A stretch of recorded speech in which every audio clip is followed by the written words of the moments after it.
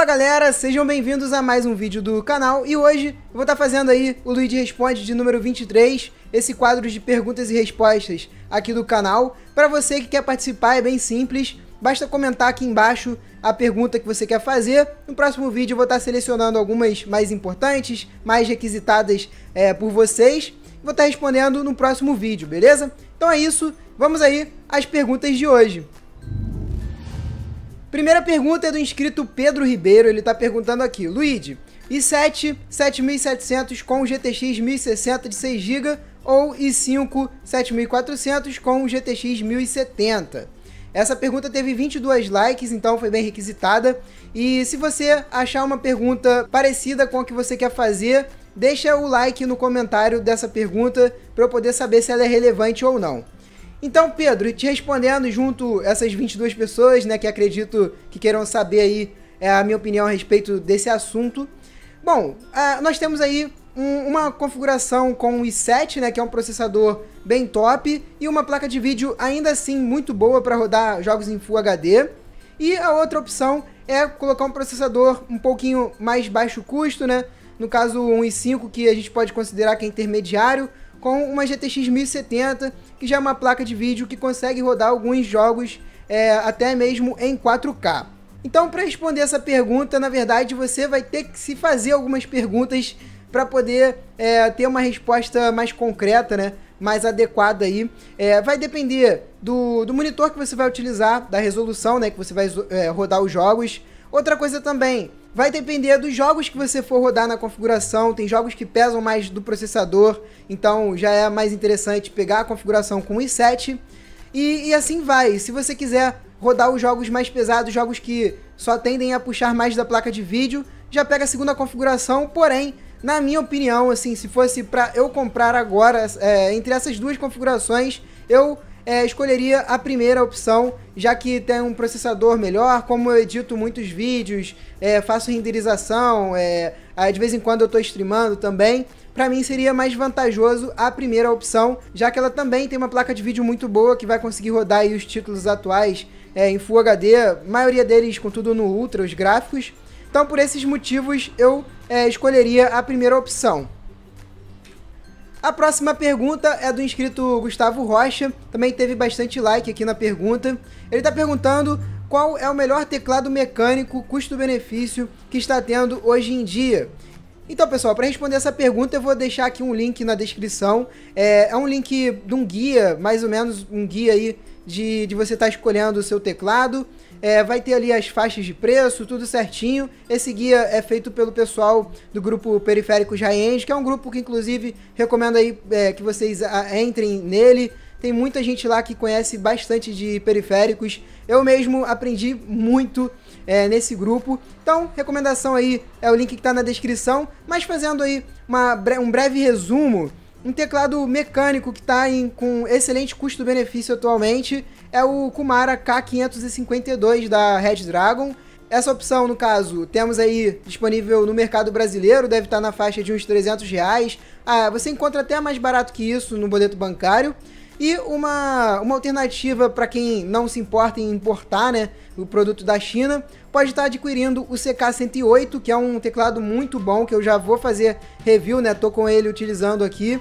E também tem o CK104, que é uma versão, digamos, um pouco capada do CK108. São ótimos teclados, esse aí que eu falei para vocês.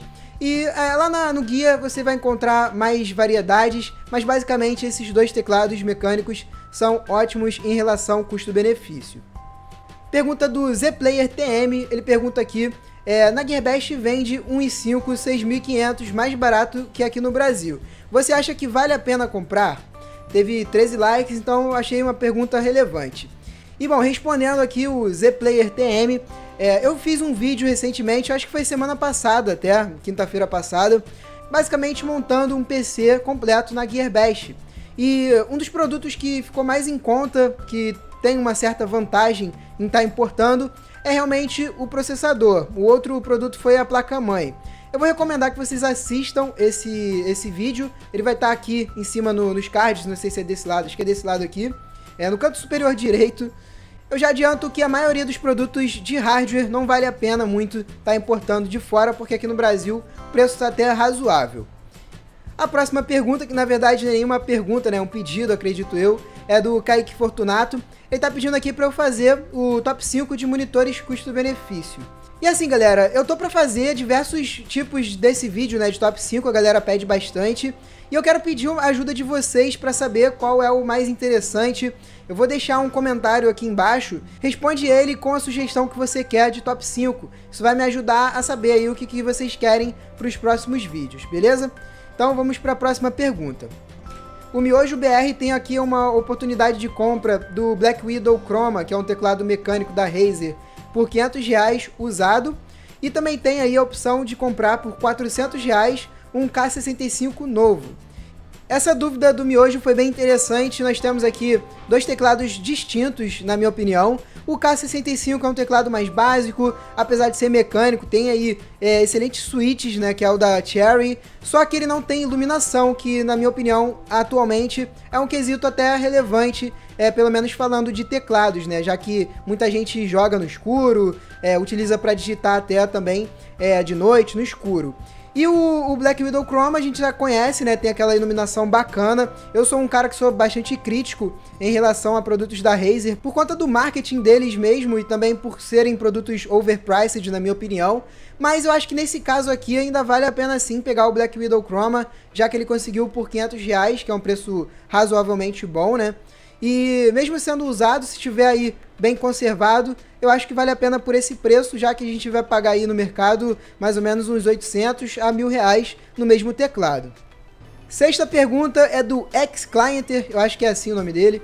Ele está perguntando aqui entre RAID 0 de SSD ou um SSD, ou então o RAID 0 de HD. Qual que é melhor? Vamos falar um pouquinho aí a respeito sobre o assunto. Bom, são três opções aí que nós temos. A primeira, RAID 0 de SSD. Com certeza, em desempenho dessas três, o RAID 0 de SSD vai te trazer mais desempenho. Porém, galera, acontece que quando você faz um RAID 0, você está unindo os dois SSDs e o sistema vai estar incluído nessa soma, né, dos dois SSDs. O que acontece com isso? Se um SSD der defeito, o seu sistema vai pro ralo. Infelizmente é assim que acontece com o RAID 0. Então eu não acho muita vantagem fazer o RAID 0 por questões mesmo de segurança, apesar do SSD ser bem seguro até. Eu acho até que é mais seguro do que um HD por conta do uso mecânico, né, do HD convencional. Mas ainda assim eu não arriscaria fazer isso, até porque também a diferença de desempenho perceptível não vai ser tão grande assim. Eu acho que você percebe mais a diferença de desempenho entre HD e um SSD, portanto, na minha opinião, seria mais jogo pegar um SSD com uma capacidade maior do que pegar um RAID 0 de SSD ou até mesmo o RAID de HD. Pergunta do Nplay: Luigi, qual processador você recomenda para fazer live na Twitch? É uma pergunta bastante interessante até. Recentemente chegaram aí os Ryzen, né, a linha Ryzen da AMD, e esses processadores chegaram com bastante thread, multitarefa incrível, né? Produtividade, Ryzen tá se dando bem, apesar de não tá tendo um desempenho bacana nos jogos. Sabemos aí que os processadores da Intel ainda continuam na frente em relação a jogos, né? Porém, por conta desse multithread do Ryzen 7, em renderização e streamer, o Ryzen 7 se sai muito bem, então eu acho que fica bacana ter aí um Ryzen 7 para quem está fazendo live stream. É importante também salientar, live demanda uma internet com uma boa taxa de upload.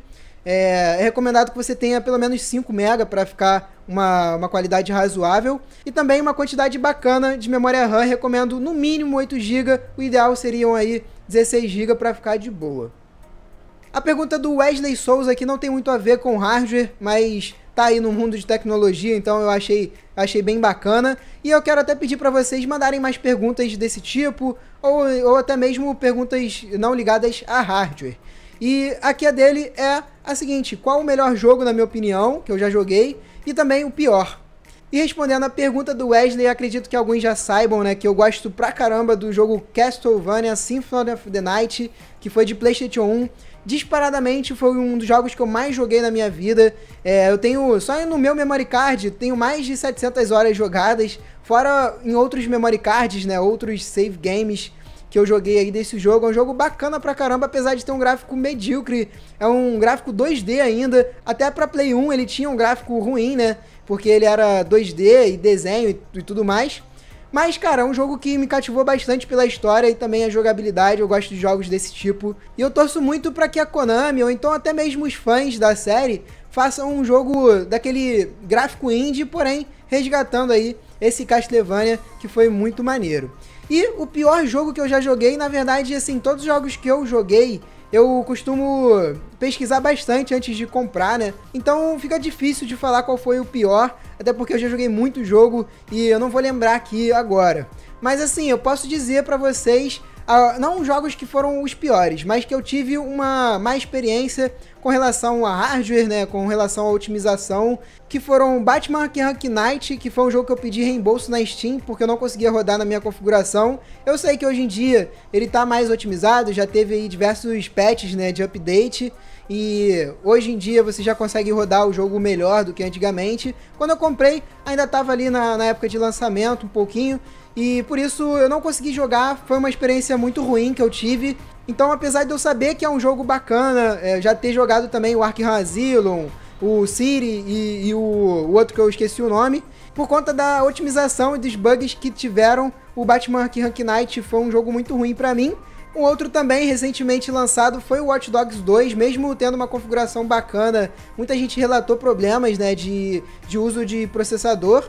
E por isso esses dois jogos aí são os piores jogos, mas não em questão de jogabilidade, de gráficos, nada disso, mas por conta da otimização, que eu acho que é uma crítica construtiva aí para as empresas. Pergunta do inscrito Arthur Cordeiro, ele está perguntando se dá para personalizar um notebook Acer Aspire, trocando peças internas, como processador, placa de vídeo, etc. Essa pergunta ela é bem pertinente, muita gente me pergunta sobre isso, né, se dá para fazer upgrades em notebook. E é o seguinte, eu sempre costumo dizer que notebook você vai comprar e não vai mexer muito nele, o máximo que você vai poder fazer em um notebook ou outro, porque existem modelos que até isso é bem complicado de fazer, é a adição de mais memória RAM. Porque o restante é bem complicado por conta de compatibilidade, também por ser uma plataforma portátil, ter pouco espaço para dissipar calor, isso complica bastante. Então assim, eu acho que não vale a pena você estar personalizando o notebook, e o dinheiro que você vai investir vai ser muito mais alto, né, do que você montar uma configuração desktop. Tem muita gente que usa a GPU, inclusive eu já quis fazer um vídeo a respeito disso, mas quando eu pesquisei e vi os preços das paradas, não vale a pena realmente. Então essa aí é a minha opinião. E a última pergunta do vídeo de hoje é a do Alpha Gameplay. Ele está perguntando aqui se mouse é algo muito importante e se tem que ficar atento, né, com isso. E mano, recentemente eu fiz aí um vídeo de top 5, né, mousepads. Vocês gostaram pra caramba, tive bastante visualização e likes nesse vídeo. Vou deixar ele aí na descrição e até mesmo nos cards.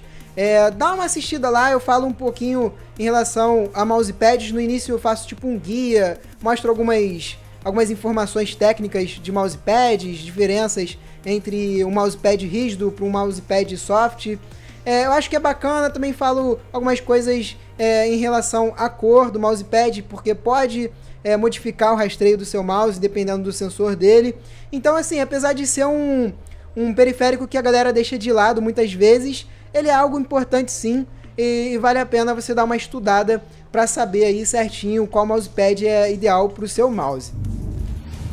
E galera, esse foi o vídeo de hoje, eu espero que vocês tenham gostado. Se você gostou, não esquece de deixar o like, participem aí do vídeo do Luigi Responde, do próximo, deixando a sua pergunta nos comentários.